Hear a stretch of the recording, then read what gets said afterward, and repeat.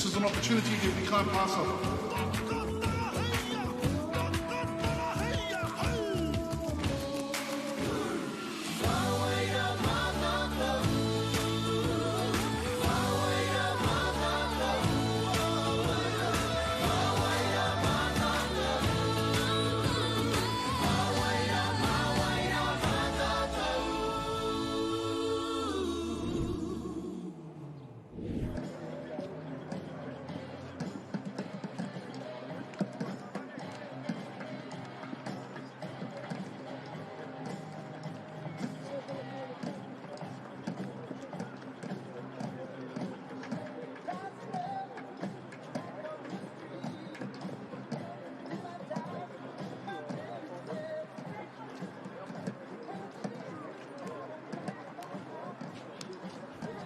O tira tēnā tātou katoa, kua hui mai nei ki te mātaki I tēnei o nā kēmu.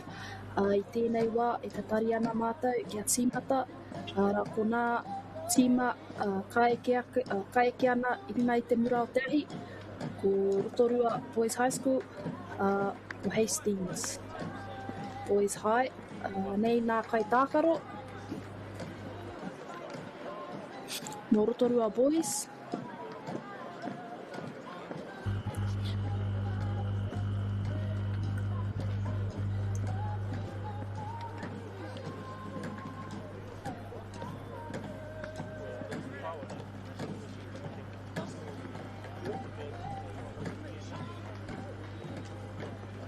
Nei te rārani inua ki te taha te tīma Rotorua Boys. Nā matahi Mason Berry, nā marua. Kā tētai a te hia, tētai a te whakahua I nā inua no reira te rapea ka waiho ake ki konei. Mā te huna mātaki e kite e titiro. Ia kore ai e taka tētahi. Engari ai, kururaki kia koutou.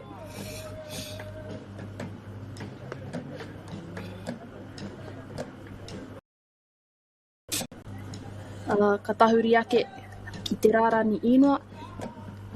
The boys lineup for Hastings Boys High School.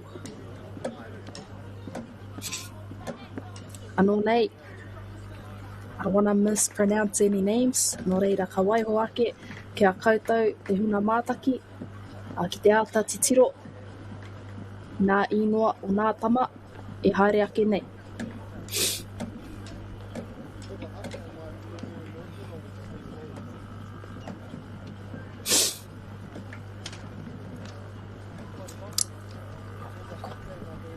Anō nei, tēnā koutou katoa, te ika pahi tanata kua hui mai nei ki te tautoko, ki te mātaki, ai te tini tākaro I te rā nei, ko ai au, ko Hinerangi Nicholas tēnei, ka tū hei kai pāpāoho I tēnei o nā kēmu, o tira te kēmu whutuporo o nā tīma e heke mai nei.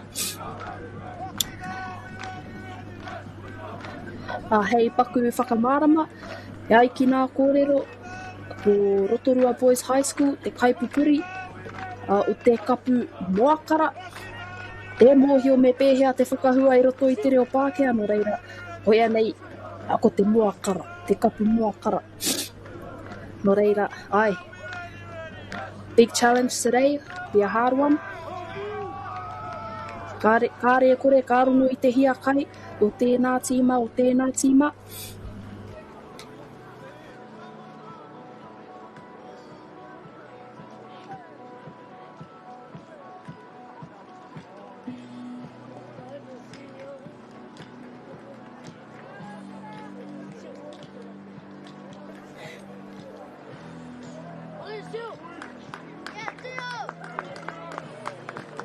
So as you can see, we see some of the boys coming up, lining up on the field.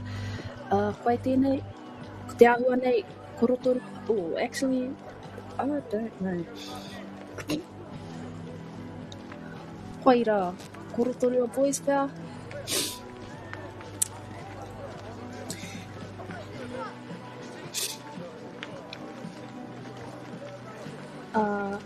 O tira,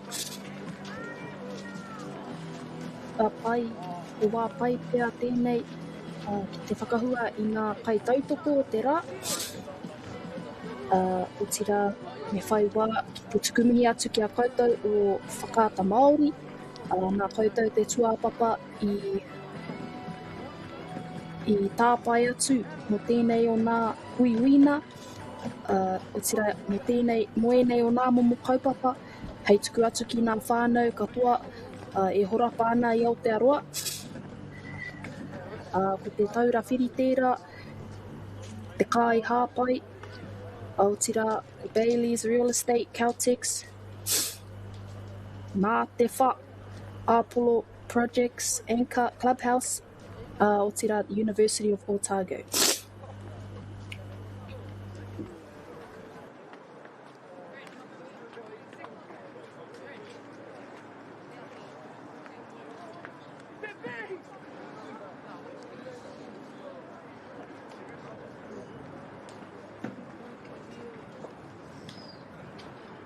Ka whakawāte au ki ngā tama e whakaatu ana i a rātou haka.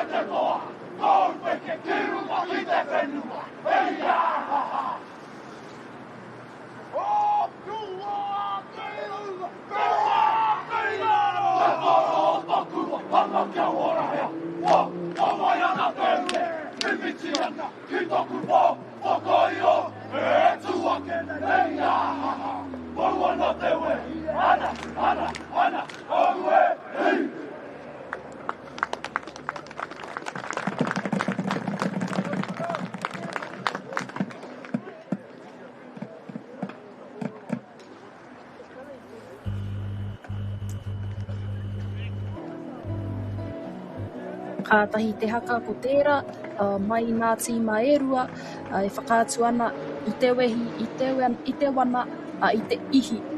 Hei aha, hei whakaatu i te whakaute, autira i te wero, e haere ake nei, i runa i te mura o te ahi, no reira.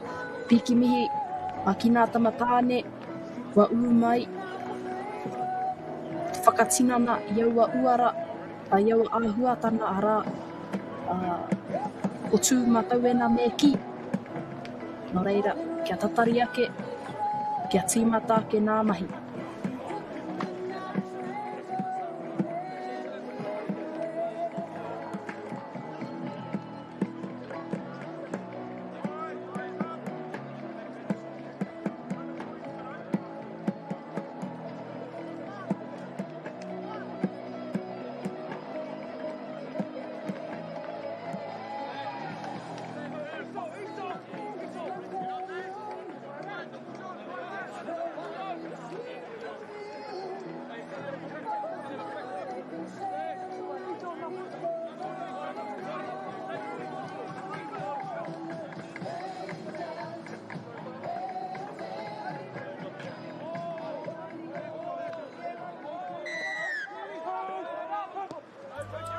And kick off. Send right to the right side of the field. Awesome tackle from the... Oh, turnover.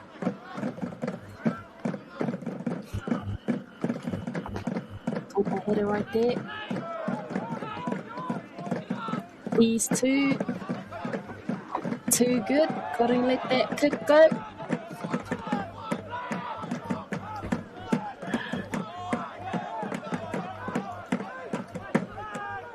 Awesome turnover to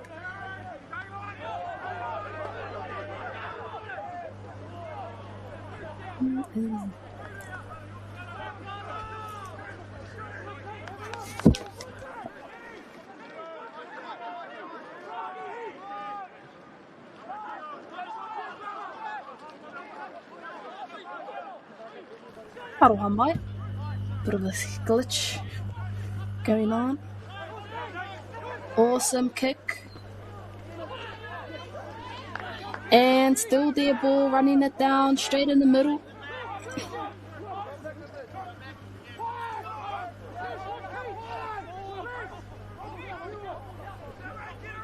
Finding their way. Hei te kimi āputa. Ai roto i te rārani.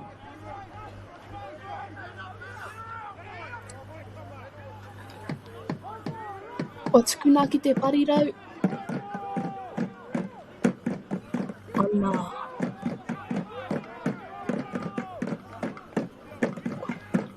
Wā ki te wā mārama. O ai awai. Anei.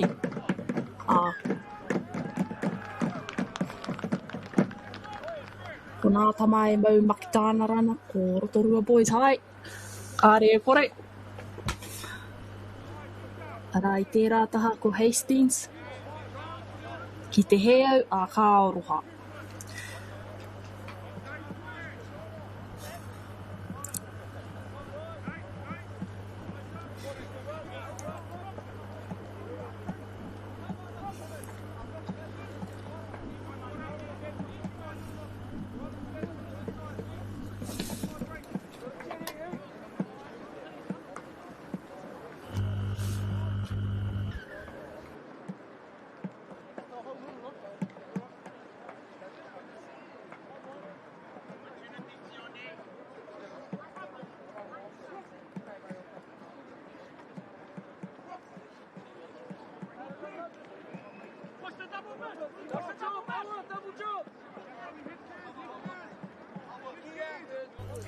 Kei te tatari kia tīmata ke te kakari.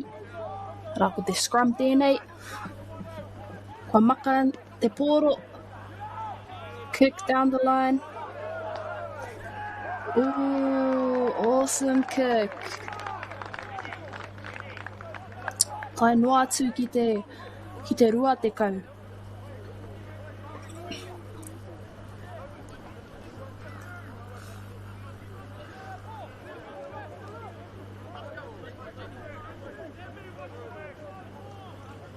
Line out to Raukura.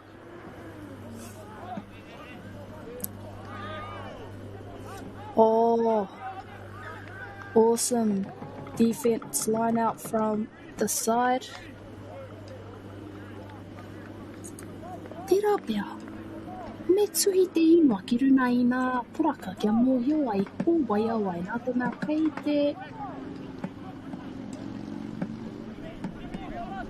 te raru, te pānui ko wai awai.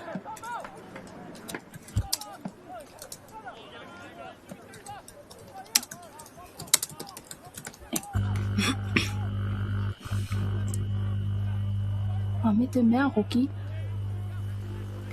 he ori te ke nā tai o ia tīma.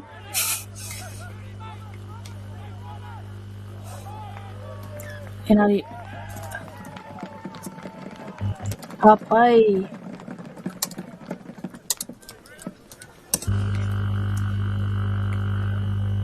Ai, kua maharama. Kakari kia Raukura.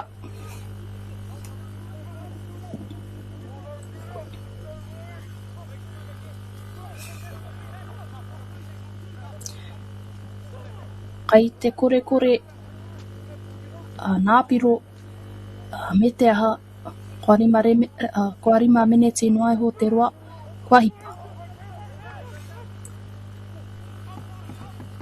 Tukuna atu ki te parirau, te haere tōtika ki waho. Oh, Raue, awesome run from the wing. Unfortunately, the defense was too good and it's a handover. Line out to Hastings Boys. Kei a Namarua te pāhi.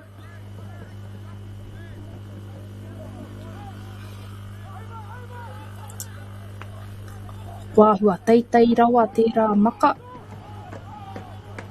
Awesome run from this kai tākaro.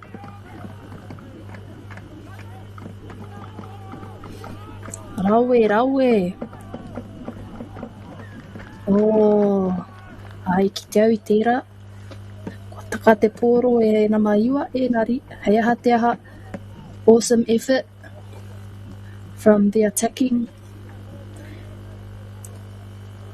However, turnover to Hastings Boys going in with the scrum.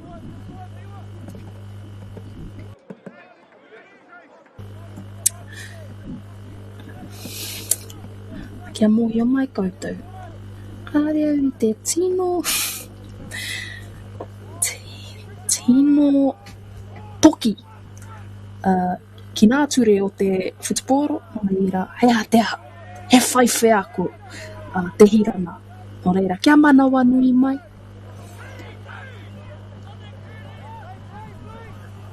Still in. Kua tipi te pōro, Raue. Awesome tackle. Nama te kau tērā. Nā tangna hina i naro te pōro. Nō reira, ball goes back to Hastings.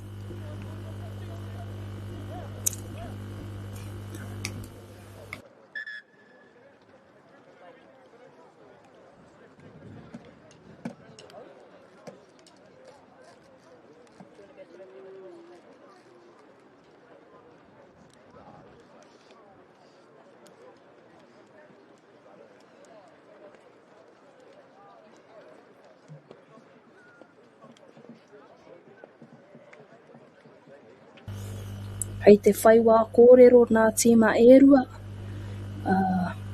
Heki me rauta ki he whakawhiti kōrero he ui māki oi. Kei te haere. Nō reira, kei te whakarite mo te kakari. Nā wai, kei kuwhitikana kei a Hastings te pōro.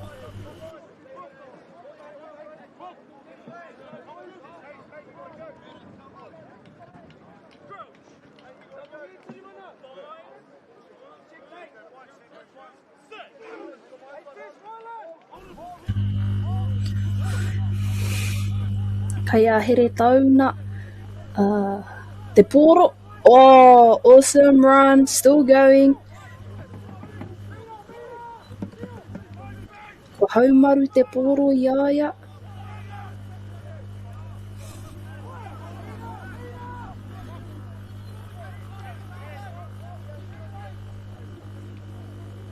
Kua pāhi a kiwaho o kia tūpato kai puta koe.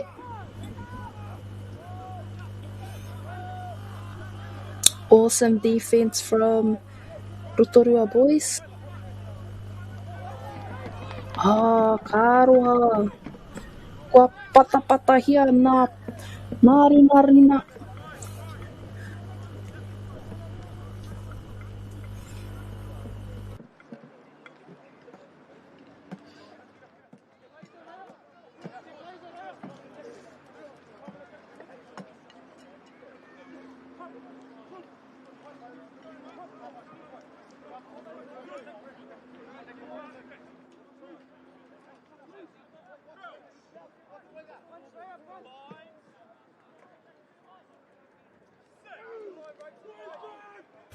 Kakari kia Rotorua.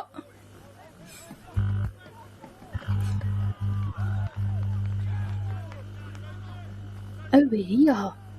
Leo I paku kite. Kāti. Ko nāri nā patapata ke ne.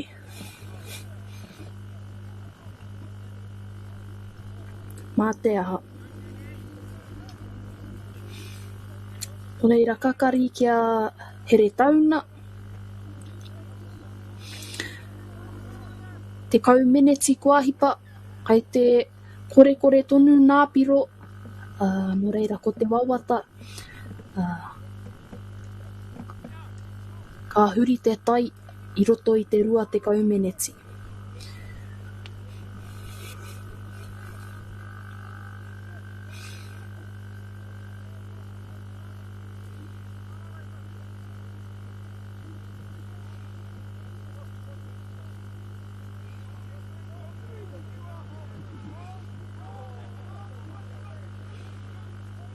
O kai ana mā waru tērā. Mai muri. Ko haere ki te taha pura. Awesome defense from Rotorua Boys. Ana, ko te pata. Haere kore kai te rono. Nāta mai te wana. Koira. Me pēhea hoki e kore ai e pēra. Enari kia kaha tonu e tamamā.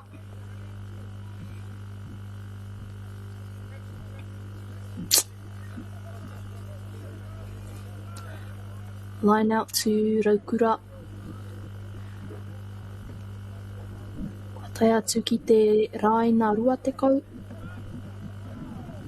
Te wawata ka huri te tai.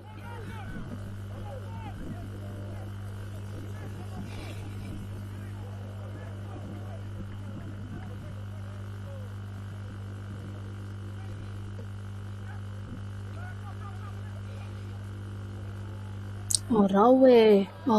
Guanaro.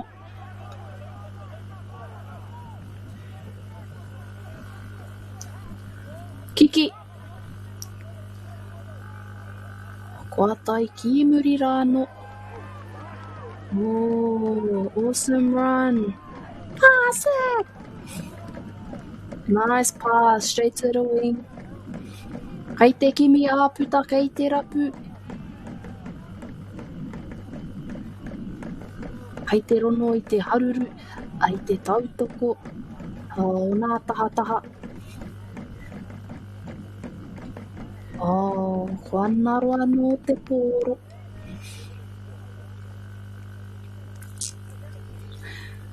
Took the advantage going back to the side. Kai a raukura tonu te pōro. Wai marie, kai a rātau tonu. Te pōro kia pai ai tā rātau. Whiwhi piro. Wai rā te tūmanako.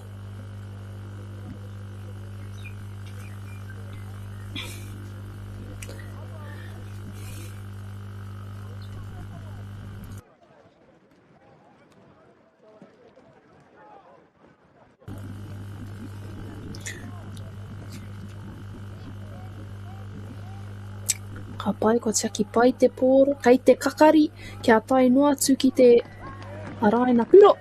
Kua ea.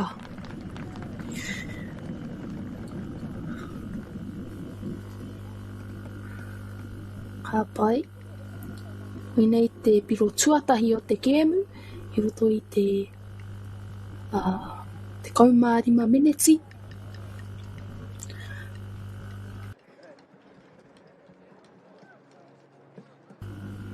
Ka pai, kāre au I whakahere I nā tīma. Rotorua Boys ke tērā, ka pai. Rima piro kia rātau, kei runa tonu rātau, enari. It's only been 15 minutes. Kei a rātau, kei a here tauna, te whana, I heke mai nei.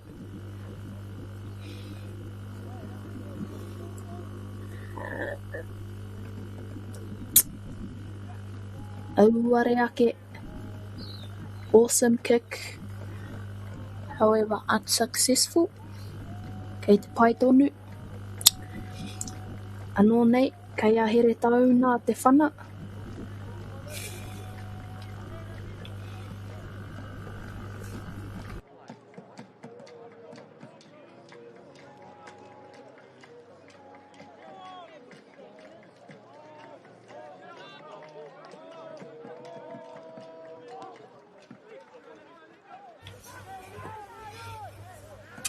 Oh, that kick went right out.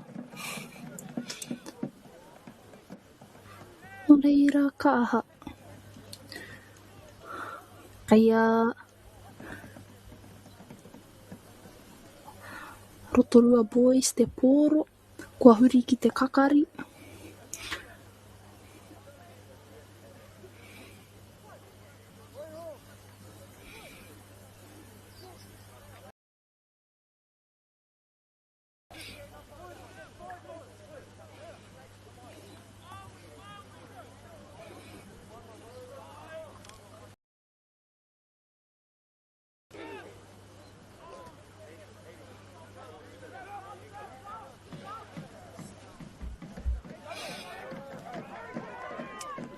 Rawe, kua kite katoa I nā āputa, a heoi,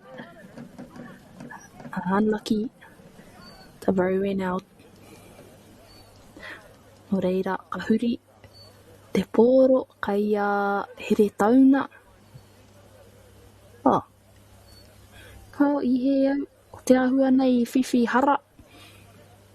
A here tauna, no reira, kai Rotorua Boys, te line out.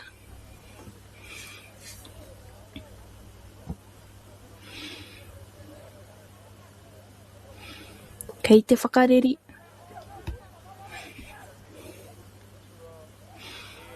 Oh, tipi mai a here tauna. Kua huri te pōro. Have to get out of the... Oh. Bit of a hospital pass. Right in the danger zone.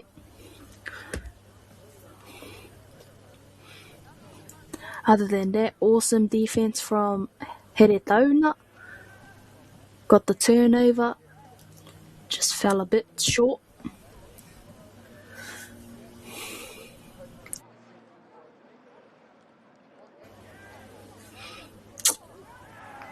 Oh, no. I mean, yay. Kapai. Piro. Piro kia Rotorua Boys. Kua te kau. A rātou piro. Ko te kaitākaro e mau pōtai mā tērā. Te kai whiwhi.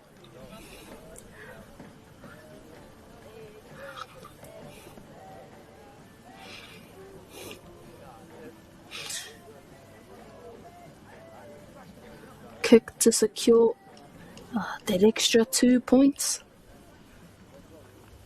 Will he make it? Get up.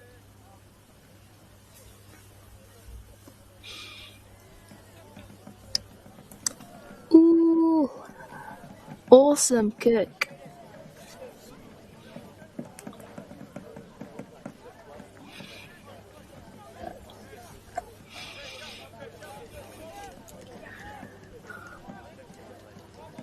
Ko tōna te kaumārima meneti e toi ana, no reira me mātua a here tauna, ki te whakataurite I nā piro. Whana, tōtika, ki muri rāno.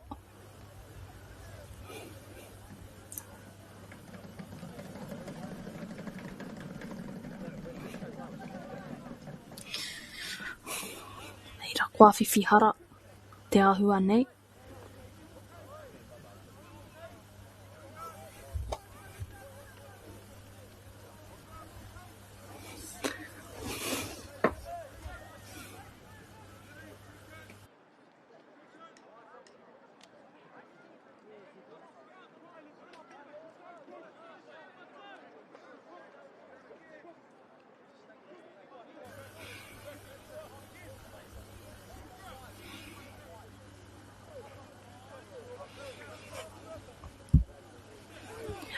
Hei a Rotorua te kakari. Ooh, lucky. Kick down. Kai a here tauna I nāia nei. Kāre kore ko te huna mātaki kai te whakaro. What is she talking about? Enari, anō nei e te whānau. Te whai wheako. Hākua kāre e paku mōhio kei te aha. That was still a good kick. Awesome effort. Ooh, nice tackle, nice defense from Rotorua boys. Anō nei kua rātau hina. Rawe. Awesome tackles. Whana.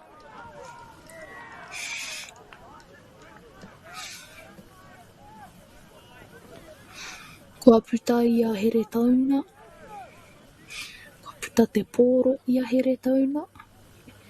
Ainari ka hoki atu te pōro ki a rātau.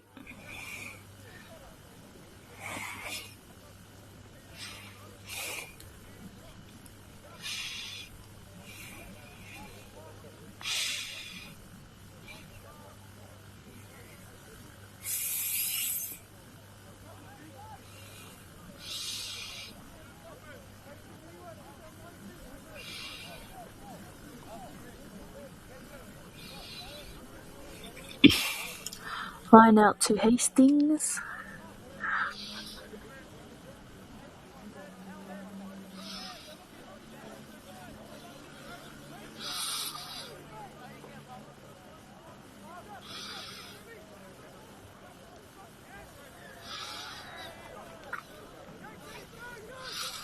I whiwhihara te kai whiu. Nō reira, pahuri te pōro ki a Rotorua.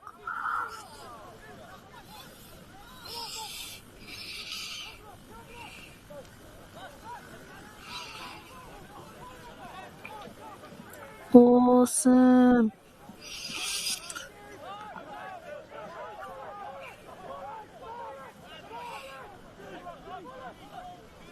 Kai te rono I te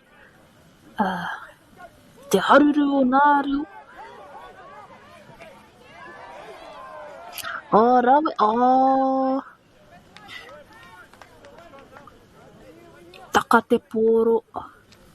Nō reira ka tahuri atu ki a here tauna. Kai a rātau te kakari.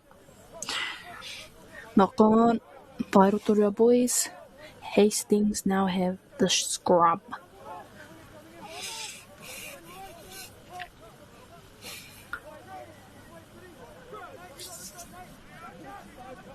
Tōna te kaumārua meneti e toi ana.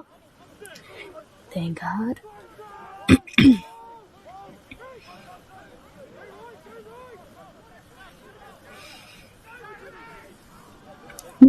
Rawe tērā purei. I whakarite hia. E here tauna. Heoi kua whiwhihara ka tahuri atu te pōro ki a Rotorua boys. Taitai rawa tērā hina. Head high.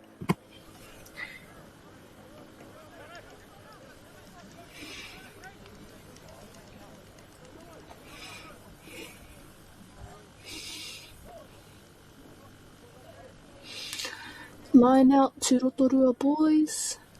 Kua tai tonu atu ki te kua pātata atu ki te raina rua te kau. Anō reira.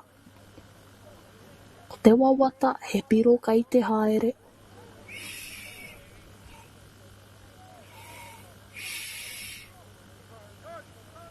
Rawe.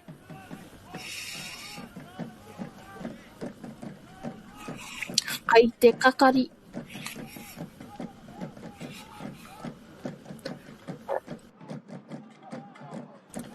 Kua whai āputa. Kai a Rotorua boys tonu te pōro.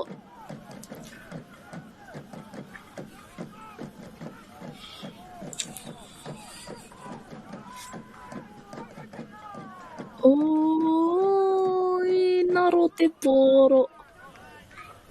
Kai a here tauna. Ko te parirau tērā e hipa tōtika. Hei te kaita karo enari. Balls out, line out to Rotorua Boys.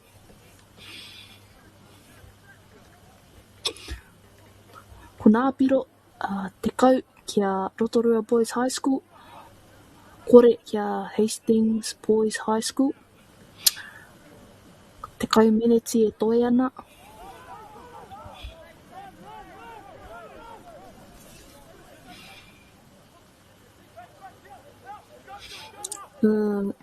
Awesome back pass.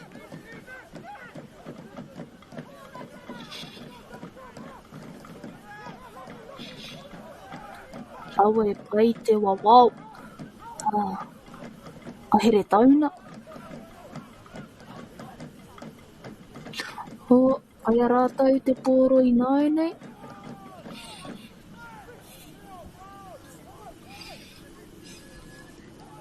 Oh, nice tip off to number 6.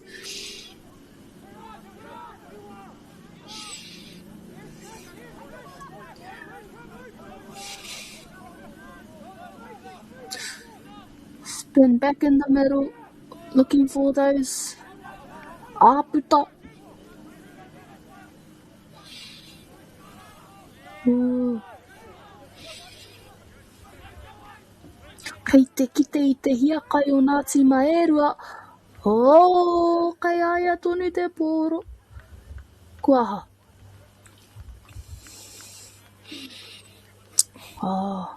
Hoki atu te pōro ki a Rotorua Boys.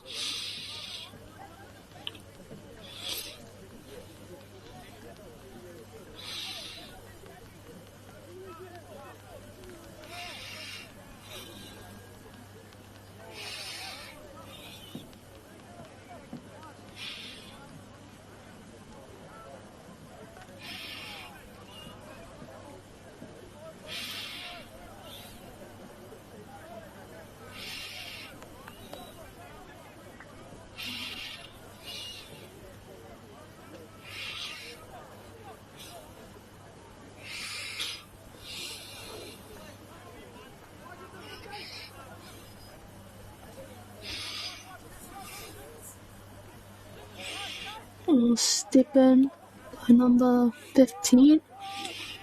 Awesome run.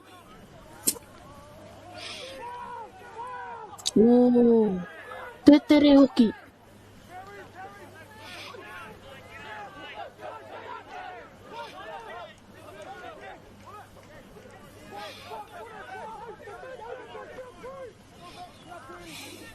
Whana mai ana ma iwa.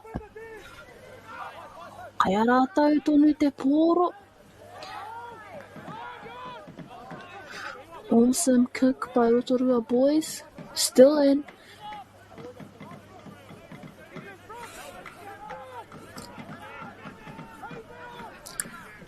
Nice. Looks like we're having a game of kickoff.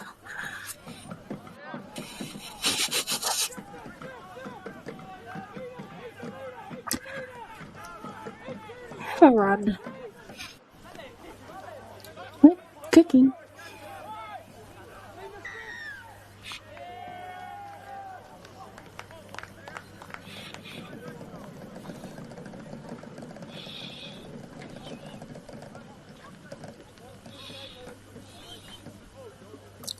Kua whiwhi hara. No reira kai awa I te pōro kei a Rotorua Boys.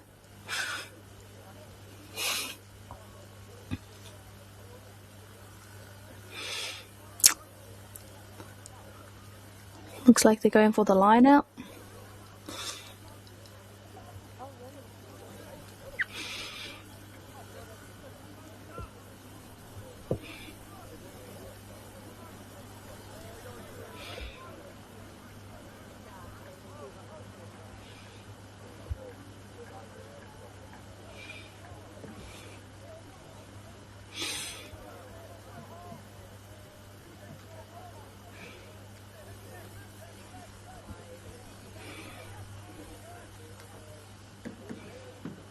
Ooh, kai paku mōhio I aha. Rawe, awesome line-out play by Rotorua Boys. Oh, yaha. Whanaro te pōro e Rotorua Boys nei kei here tauna te mana tākaro hinaia nei. 5 minutes e toi ana.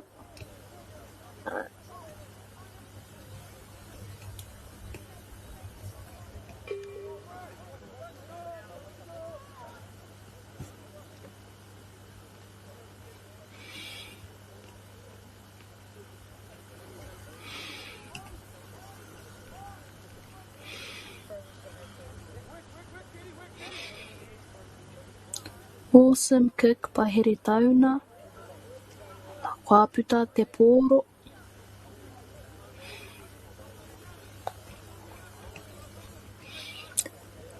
Tō reira kei a Rotorua Boys.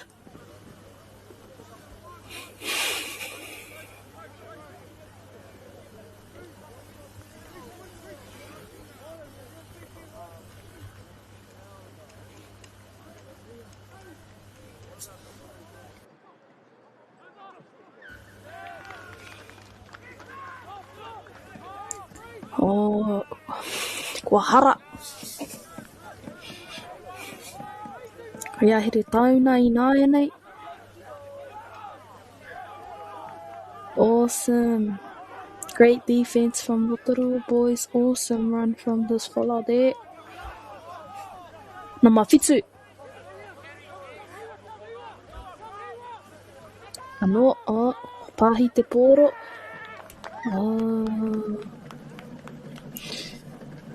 Kua mere, honarina ki te pata.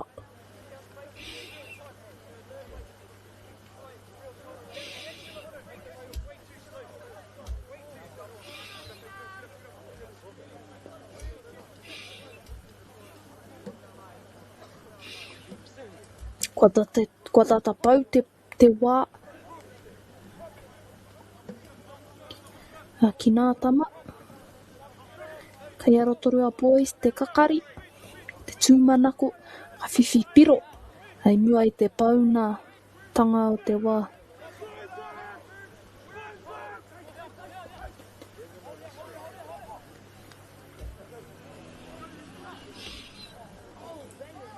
Oh, here tauna has the ball.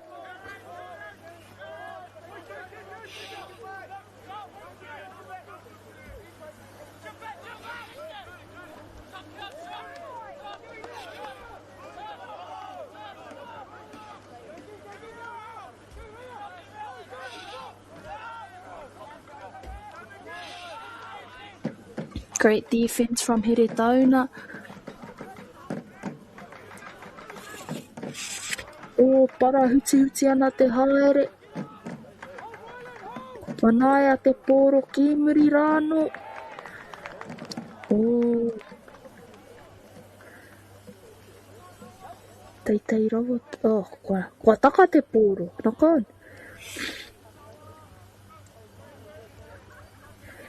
Oh, what? Kare te pakumohi. Kua hara. Pea teitei rawa pea taua hina.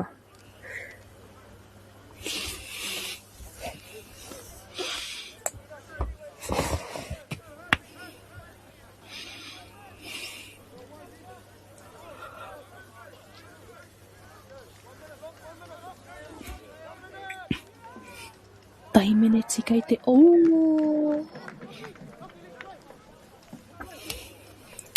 Kāroha, awesome effort.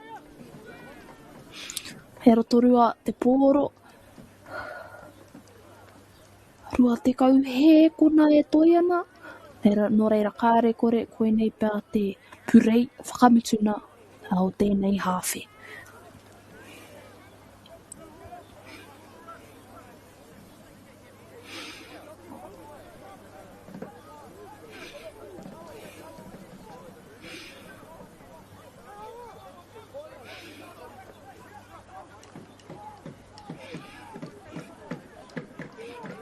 Awesome run. Hei ana mā whitu. Raue. Oh. That was quite rough.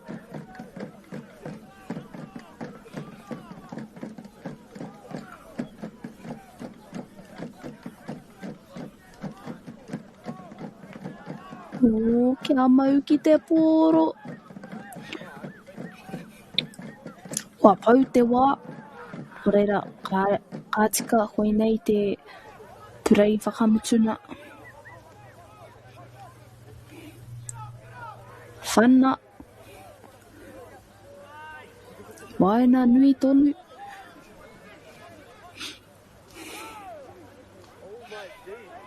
Oh, raue.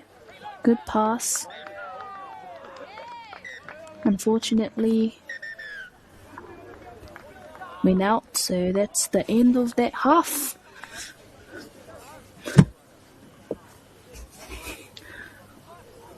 Awesome effort from both teams. I tino rono I te hiakai, mai nā tīma e rua, engari nāwai, ko Rotorua Boys kairuna e ārahi ana mai te kaupiro ki te kore.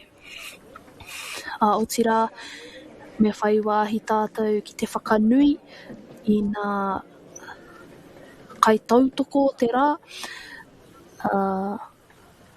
The best kind of people I want to interview are the ones that have got something really significant to say. The new season of award-winning current affairs. It's really about having a conversation and listening.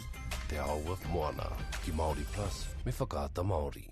Action! You might know us as rugby players. Or that out-the-gate couple that pop up on your socials. But what you might not know, holy shit, let's have a baby. We need help. You need help, I'm alright. Sheree and Gillies ki Māori plus, me whakaata Māori. Hey. Sport is about more than just a game. It's about going from teammates to best mates. It's the high fives and helping hands. That's why Caltex is proud to help fuel school sports. What makes selling with Baileys altogether better? It's the energy we bring to every home we sell. Enhancing and lifting the energy of your home to achieve the best possible result. Because when the energy is right, you can feel it. Baileys, altogether better.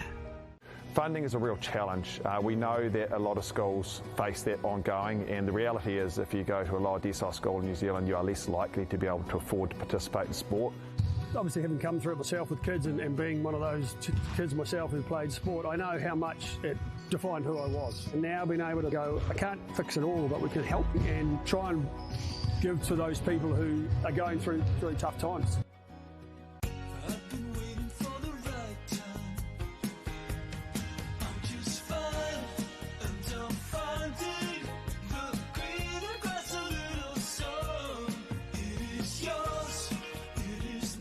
The forest should never have been taken off this steep hill country that's eroding, and it makes absolute sense to afforest those hills. What we're doing here is using the exotics to help that process get established. We're looking at a managed transition process where those pines are progressively thinned as the native understory establishes. We're trying to do several things here. Soak up carbon, establish native forest, and we're trying to improve biodiversity. You're achieving an awful lot with one program of activity. Reira, he mea huatu tēnei kia rātau. Hei kura, hei tiki mō rātau, hei whai ake i ngā kahura. Kei te ngaro haere au ki roto ki tēnei ao Pākehā. Ko tā te waka ma he whakakaha I taku hononga ki te ao Māori. Ka whaitake aku whea ko Pauri hei whakamana I taku ana mata. Mā tō raurau ki Māori plus. They won't be working in my restaurant when I get one. I don't think anyone else would put up with it. They're too scared. Shut up and go. Gonna be one hell of a show. Oh, there's no other way but keeping it native. Only one Robert Redford here, Bet.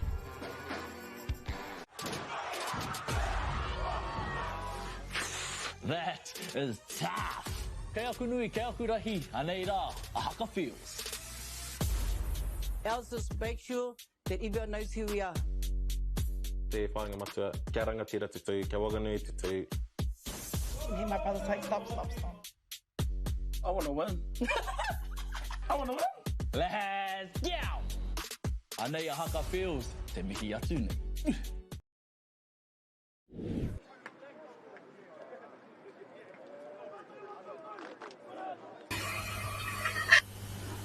No reira, ko te hawhe tuarua tēnei.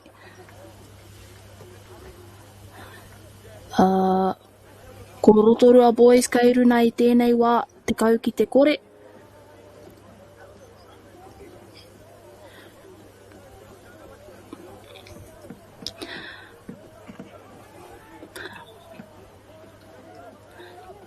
Kei a Rotorua te whana.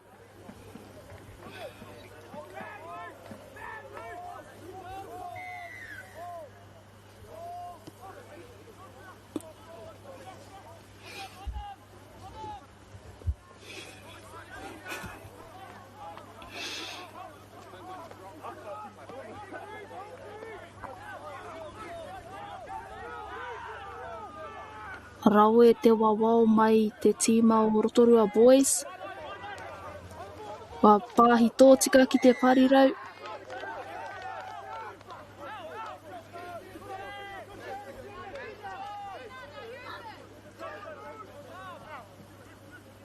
Kua whiwhihara a Rotorua, no reira kahuri te pōro kia here tauna.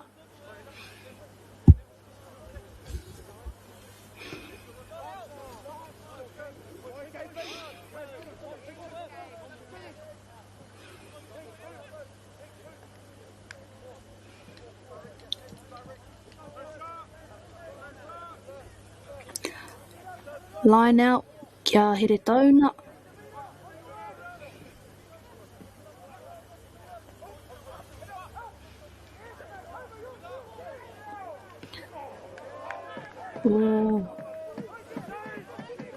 Hoki atu ki a Rotorua Boys.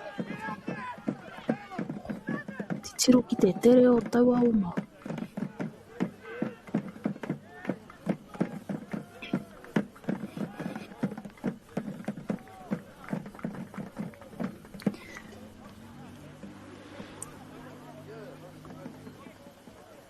Watauri atu te pōro. Kia here tauna. Kia Rotorua Boys.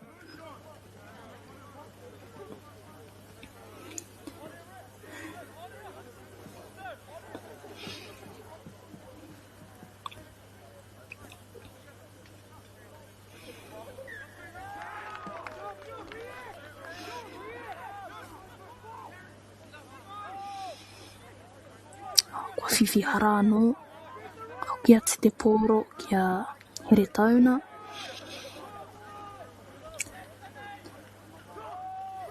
Taking the crash.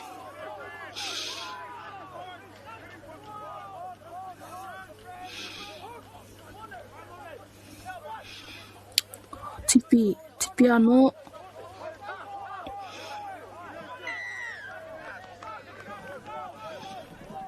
Hara, whiwhihara anō.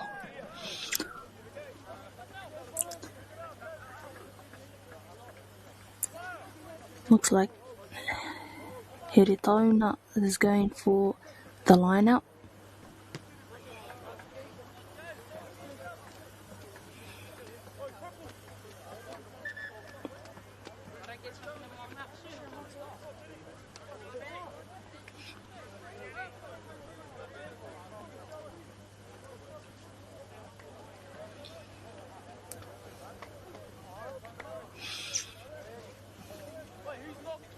Nō nei, ko Napier te kau ki a Rotorua Boys.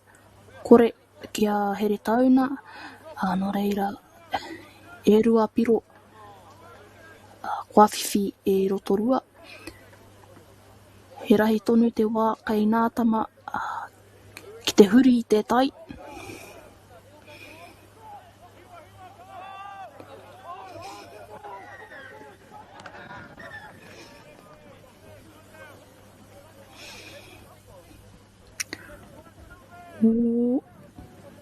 Kua hara anō, kua ua hara anō. te whakawhiti kōrero, te kai whakawā, e ara ko te kai riwhi.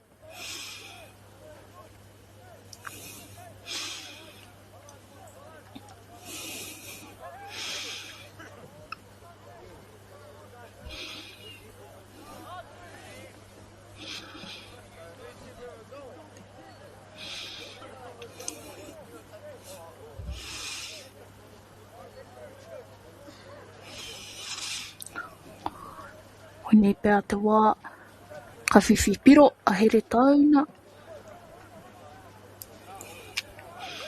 Kia manawa nui.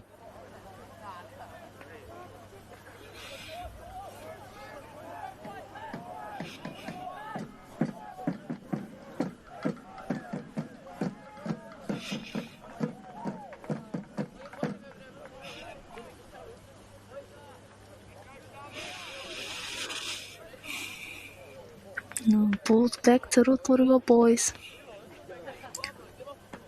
Ka kakari.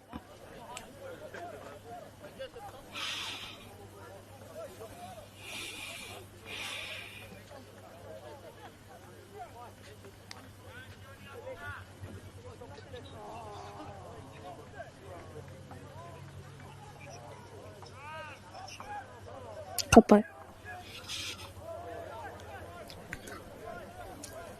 Ka pai rau e tau a oma.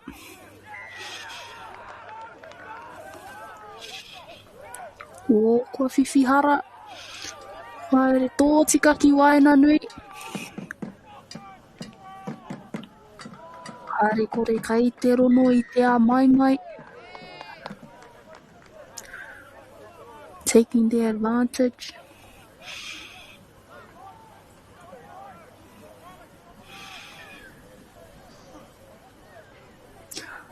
Kakari kia here tauna. Kai te rono i te haruru mai o nā tahataha e aki ana i a rātou tīma.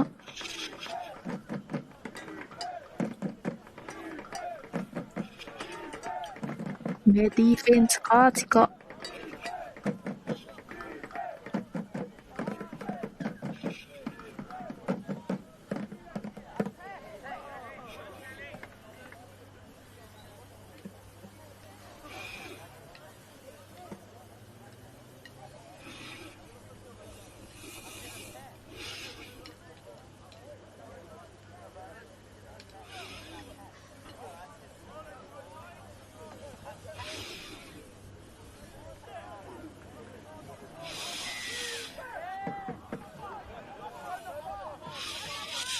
Hara kia here tauna. O, kua tatatai atu. Me mātua tiaki i te pōro. Anō nei, kua taka. Taking the advantage. Oh, Kei te whakawhiti kōrero.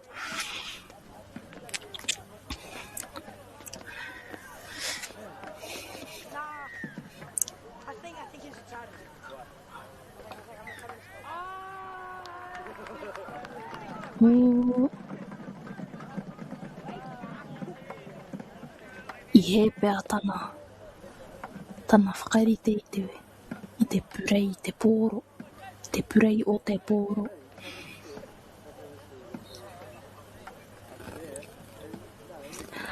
Nei nā hāpai o, i muri i tēnei o nā whakāturana, ara ko ai ko whakaata MΑORI, MΑORI Plus, ko Bailey's tērā, ko Celtics, ko Natewa, ko Apollo Projects, ara ko Anchor, rātau e kaha hāpai e nei o nā kaupapa me mihi kātika ki a rātau.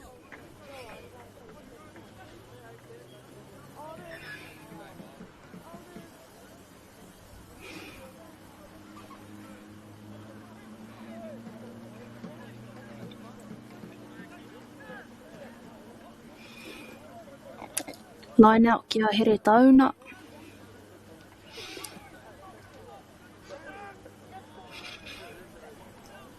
Te ahua nei kei te tere pau te wā.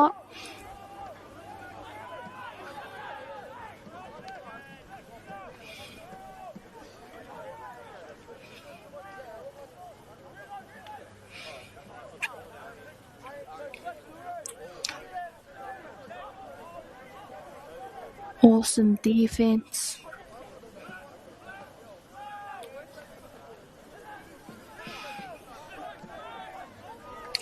Kei te kite I te kaha o a rātau oma. Ai enari, te ahua nei, pahoki atu te pōro kia Rotorua.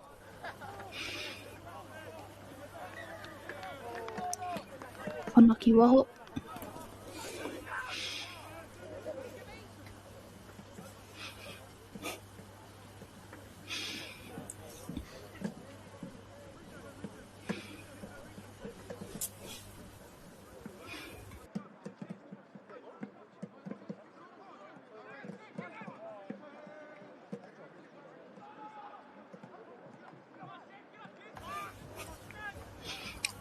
Kei ahere tau nā te pōro. Kei te kimi I era up.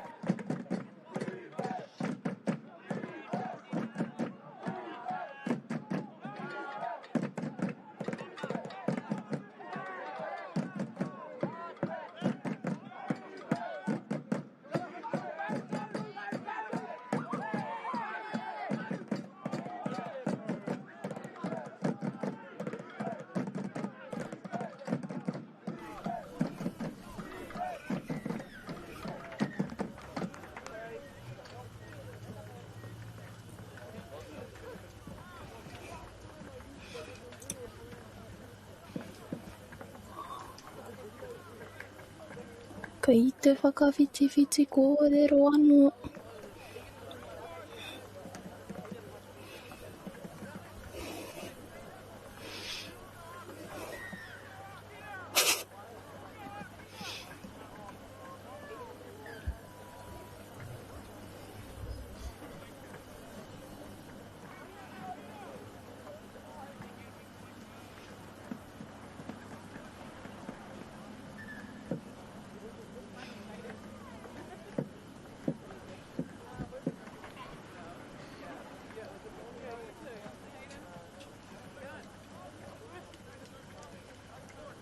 Kei a here tau nā te kakari.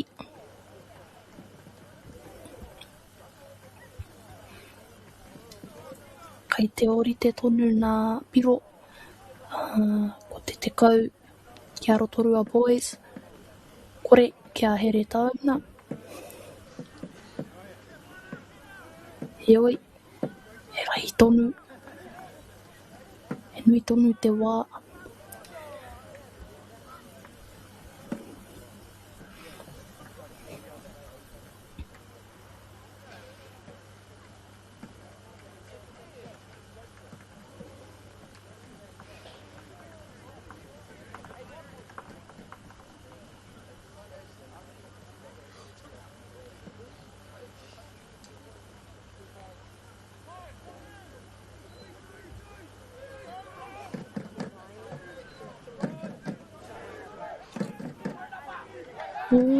Kua tata.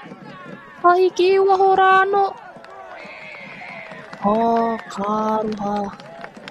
I puta.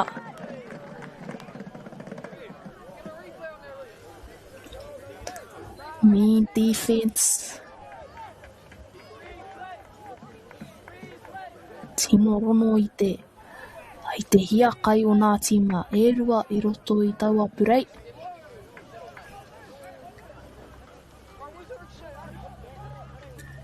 Te naunau nā matikara.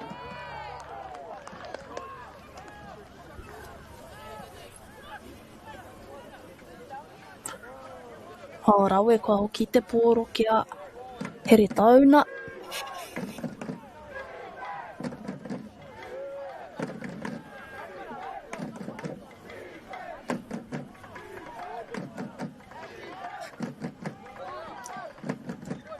Tata tonu ki te raina piro.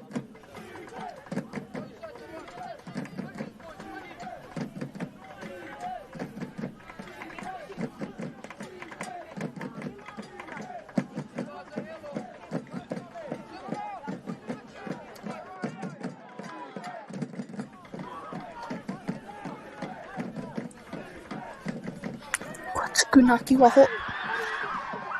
O Tepe.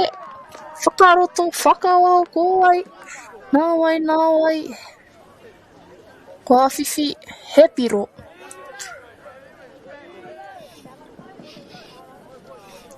Ara te kaiwhiwhi. Ko ia tērā ko te kaiwhiwhi piro tuatahi o te tīma o here tauna.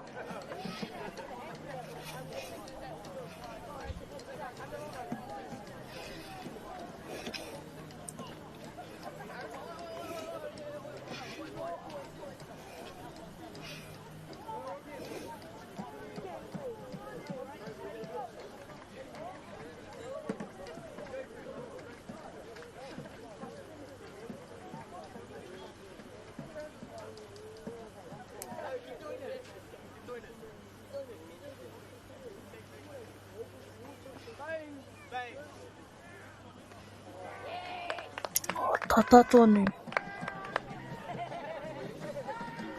Great effort from their kicker. Thought that was excellent.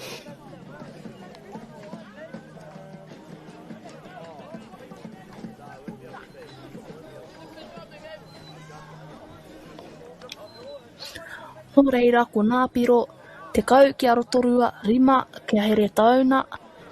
No reira ko ai. Koe e taia te mata ki te koe kāhua.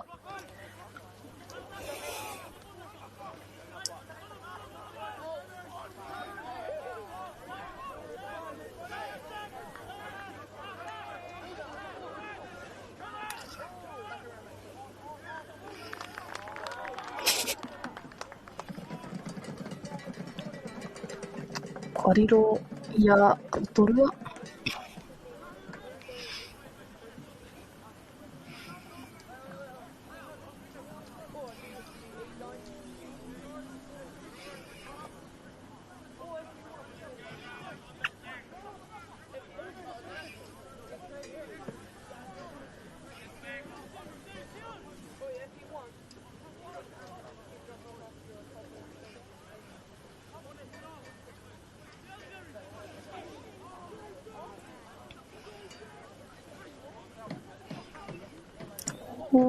Rawe.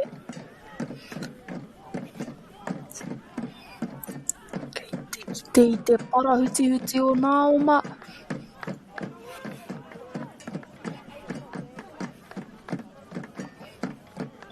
Hei te haere tonu. Watata tonu ki te rauna piro.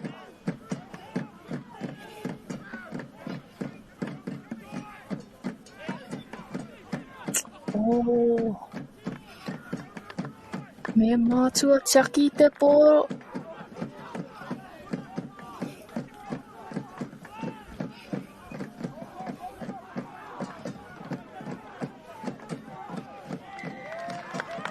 Piro.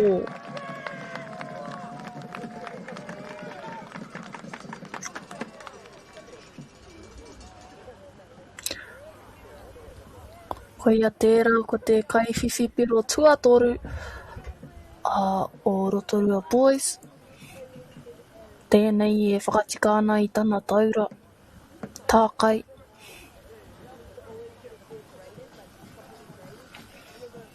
Nama wha.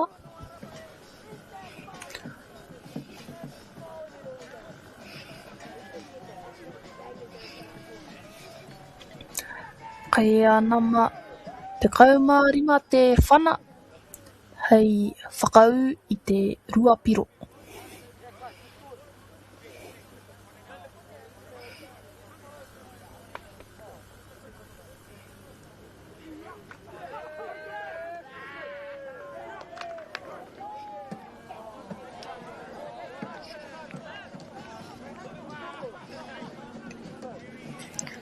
Looks like that was a successful conversion.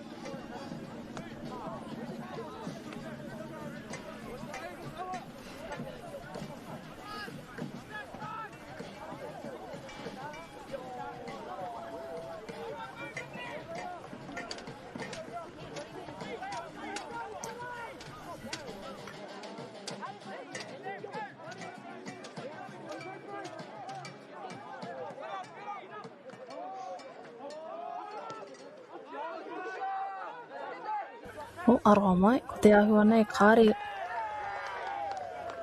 kau i riro te whana.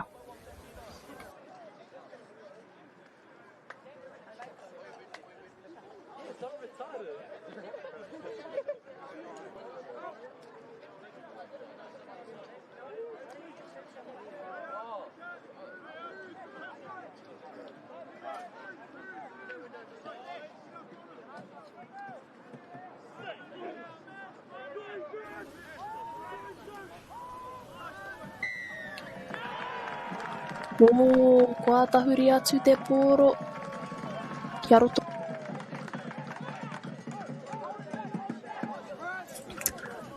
Hoki atu te pōro kia rātau.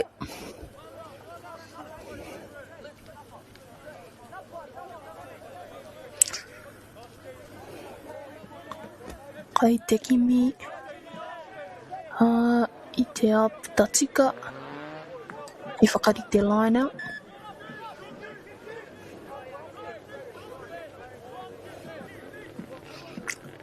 Ko hau mai kai tākaro e sub.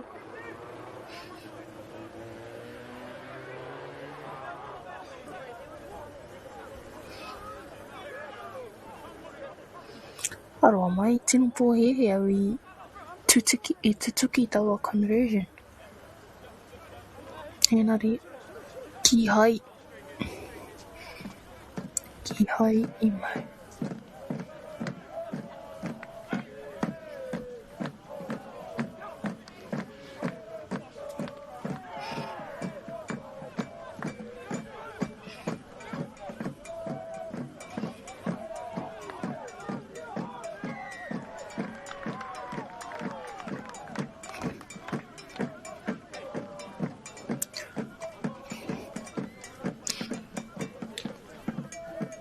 Kei te rono i te hākoakoa o nā tahataha.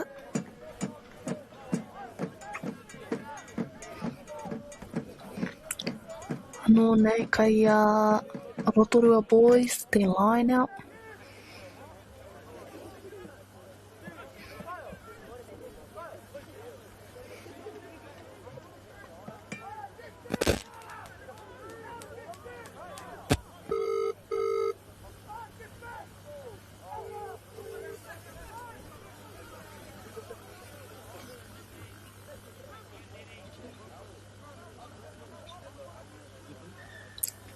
Ka pai.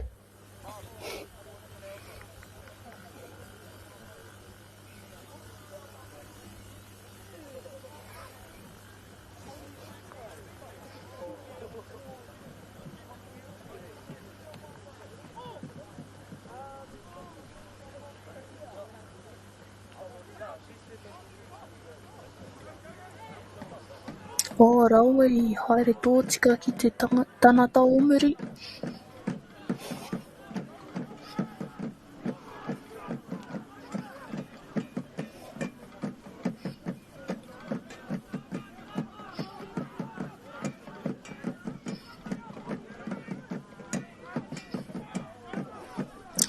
Oh, so close to the try line.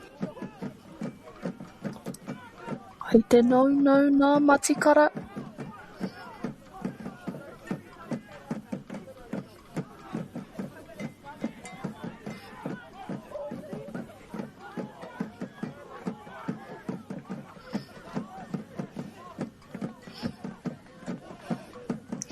Ko whaua kai tākaro anō.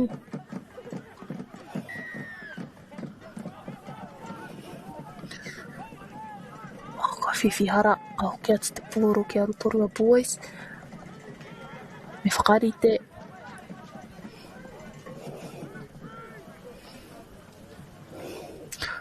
Pai tiaki i te 10 miniti e toi ana.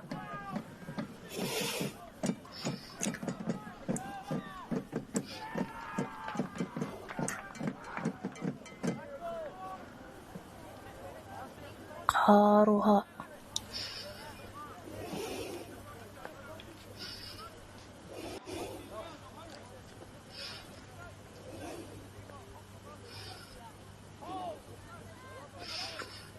ramu, kakari, kia wai, kia here tauna.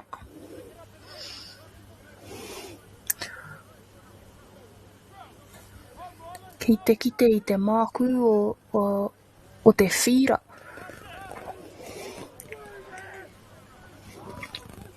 Koera pia te take ai te kaha taka te pōro.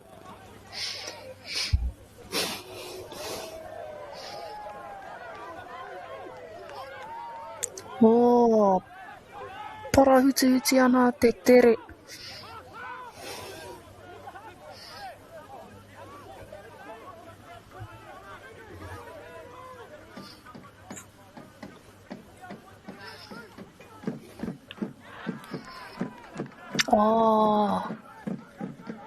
Naro ia ai a te pōro. Nō reira, kua tahuri atu kia here tauna. O whanaia.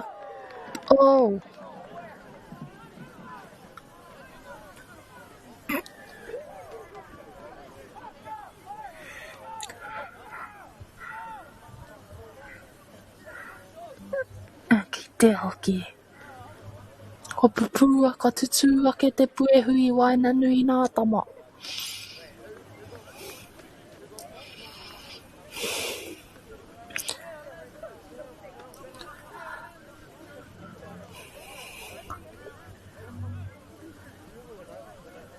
Ake te tō mai ai te kaitākaro ki te whakawhiti kōrero.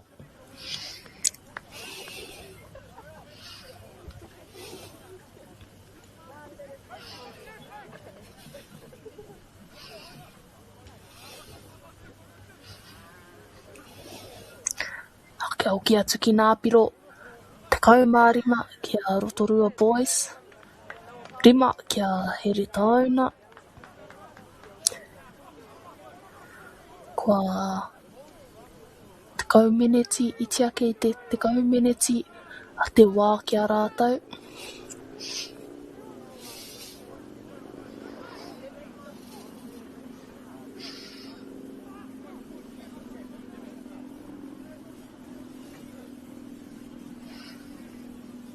Looking for the line out.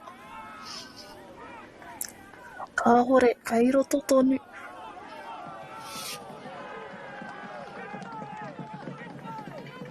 Ko whanaia ki muri rāno.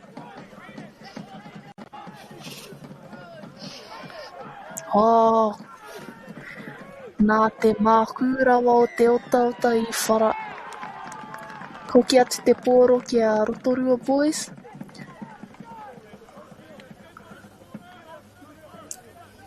Holding on to the ball, not releasing.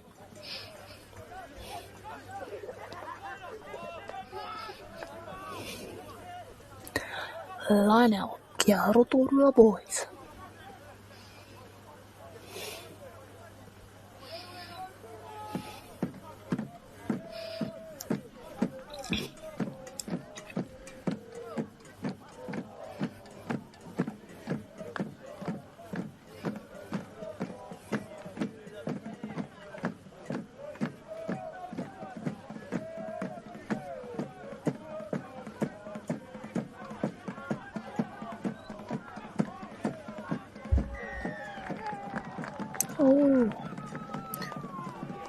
Kāra, hoki atu te pōro ki a here tauna.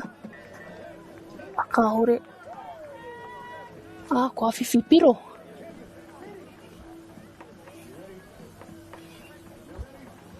Raue. Kua tutuki anō he piro.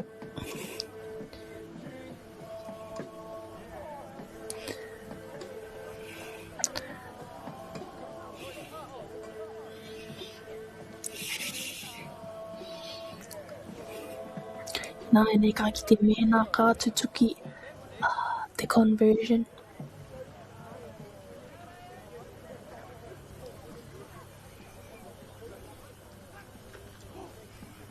Nama te kau, number 10 with the kick.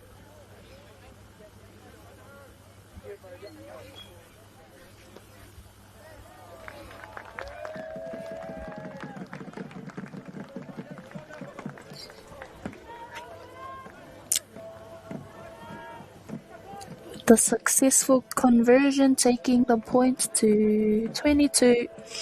Rotorua Boys 5 to Hastings. With only less than 10 minutes to go.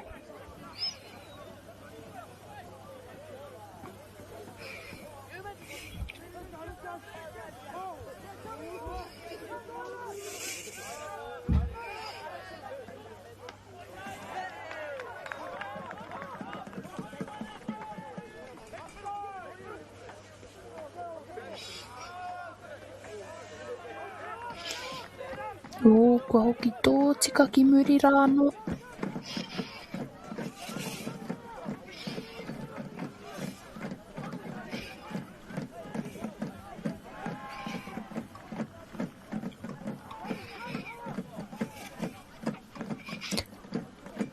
Turnover to Rotorua Boys. Mīharo rawe taua uma.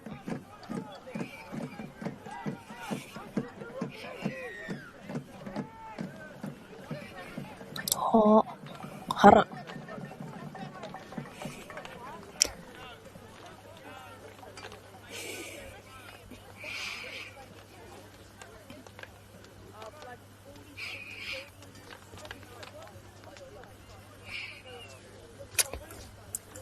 Line out to Rotorua Boys.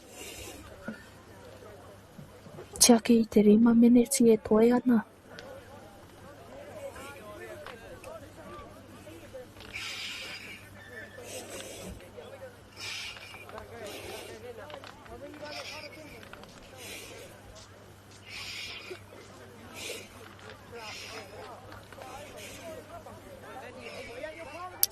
Weti ana nā tuki o nā tā e rua.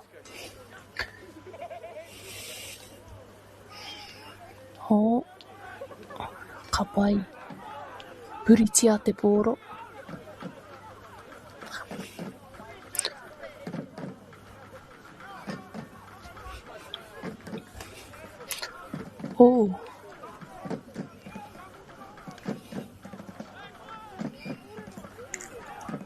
That was an out of it tip.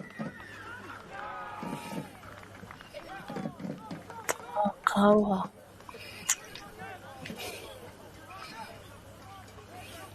Ka hoki atu te pōro kia here tauna.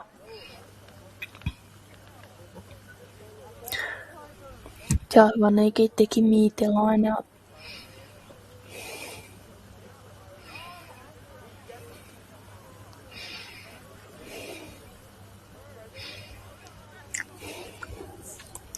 Ko tōna 3 miniti e toi ana. Māwaira.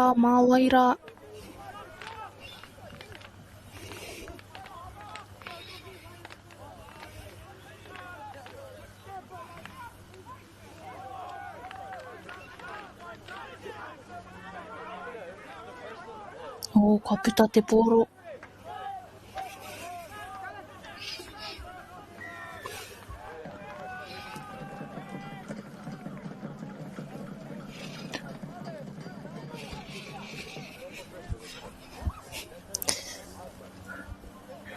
Kua tū te ihu o tēnei.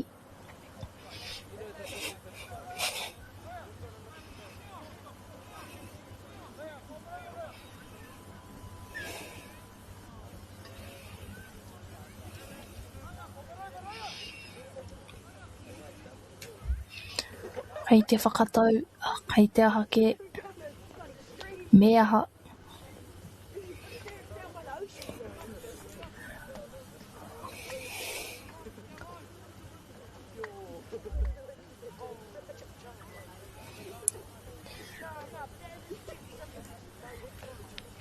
Kua whiria te pirohara.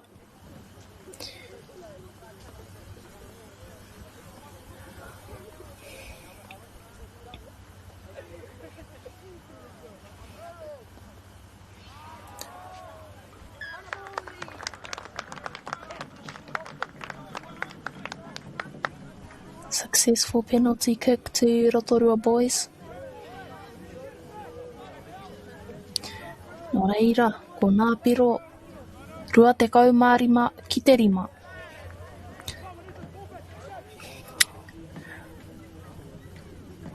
Tōna tahi meneti e toe ana, nō reira.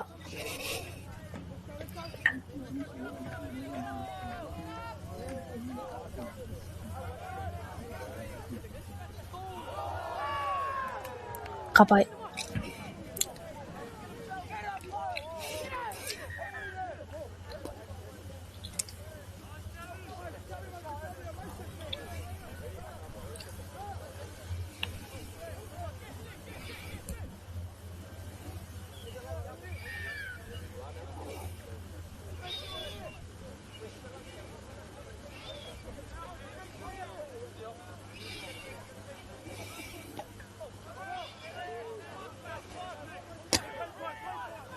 Mō kāre I puta, kai ahere tauna te pōro.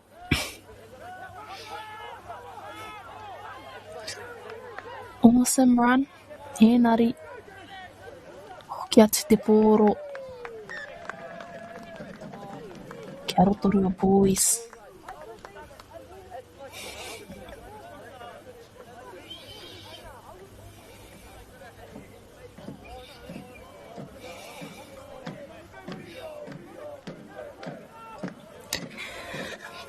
Kua tāpū te karaka, engari, ko tōna āhua kai te haere tonu.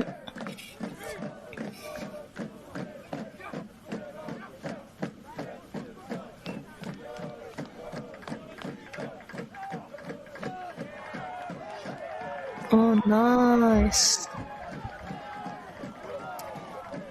Oh, unlucky. Let's see, they went out. Otherwise, that was a mean effort.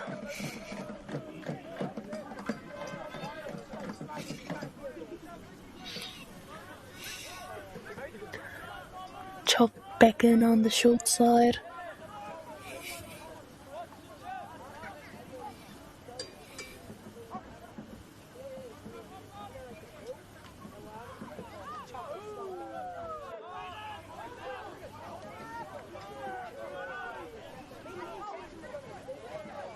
Oh, rawe. Te kaha hoki o ana waiwai.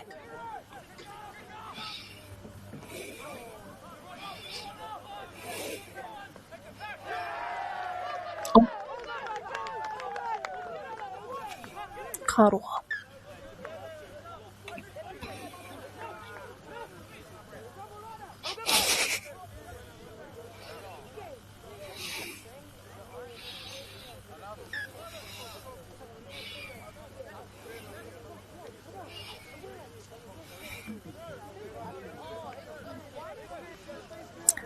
Anō nei, nā kai tautoko, nā kai hāpai o tēnei kaupapa, e whakatāre wai I tēnei o nā whakaaturana, ara ko whakaata Māori, MāORI Plus, Baileys, Celtics, nā tewa Apollo Projects, rātau ko Anchor. Nō reira, he mihi nui kia koutou e kaha tautoko ana I tēnei kaupapa.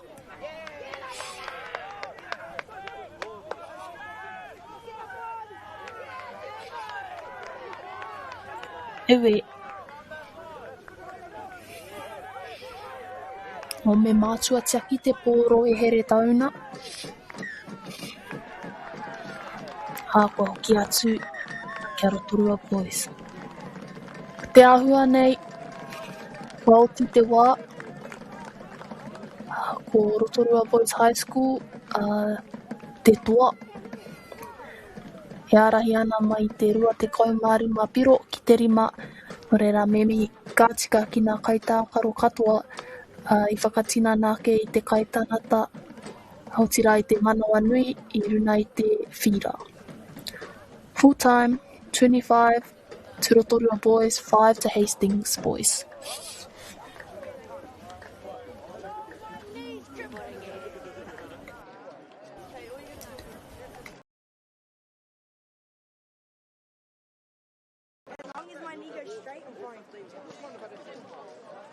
Ka pai, he mihi nui tēnei kia koutou katoa, I ū mai ki te mātaki I tēnei o nā kēmu.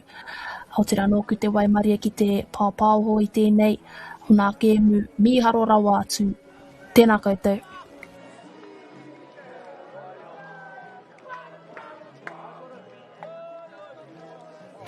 This is an opportunity that we can't pass up.